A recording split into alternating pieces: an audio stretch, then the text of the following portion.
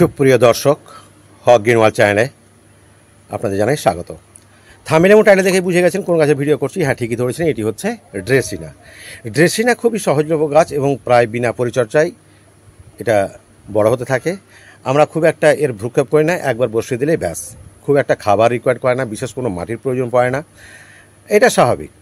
এবং স্বমহিমায় সে তার সৌন্দর্য অনবরল দিতেই থাকে।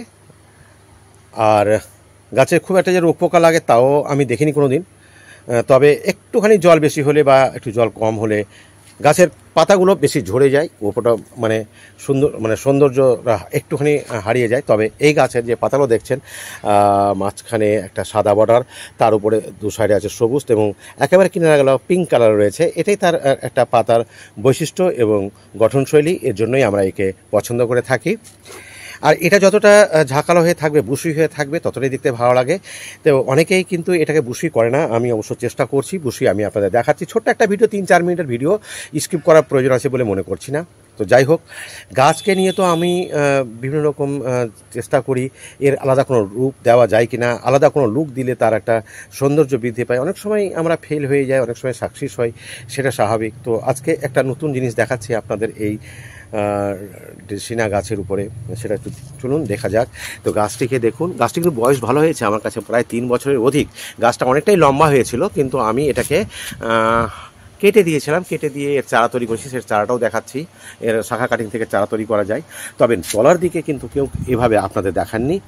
এটা ঠিক যেমন আপনার বিভিন্ন গাছের বনসাই যে করে, ঠিক সেই টাইপের করে রেখেছি। আমি একবার দেখলাম গাছটাকে তুলে যে এর শেকড় বেশ লম্বা লম্বা এবং শক্ত। তখন আমার মাথায় একটা ভাবনা এলো যে একেও তো আমরা বনসাইয়ের রূপ দিতে পারি। তো সাকসেস হলে আমি আগামীতে অন্যরকম লুক দেবো।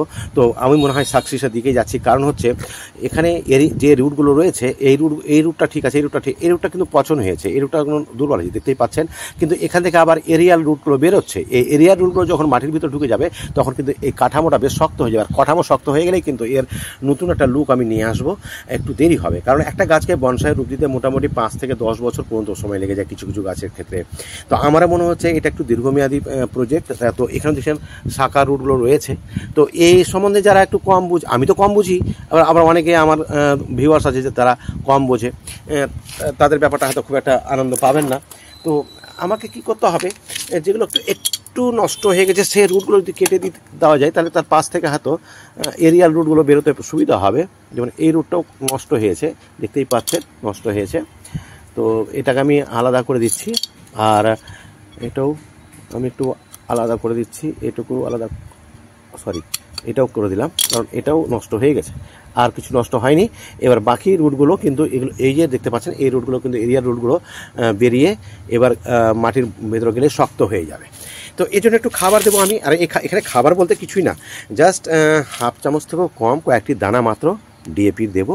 ডিএপি ছাড়া অন্য কোনো খাবার এর প্রয়োজন আছে বলে মনে করি না। একটু হাত দিয়ে মিশিয়েও দিলাম।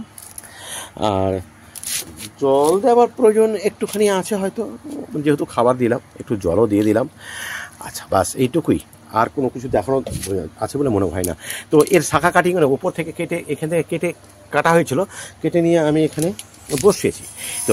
তো এখানে একটা জিনিস, আর একটা মজার জিনিস পাচ্ছি আমি, যে এখানে একবার কাটাতে দুটো আমার ব্রাঞ্চ হয়েছে। এই যে এখানে আর এখানে একটা।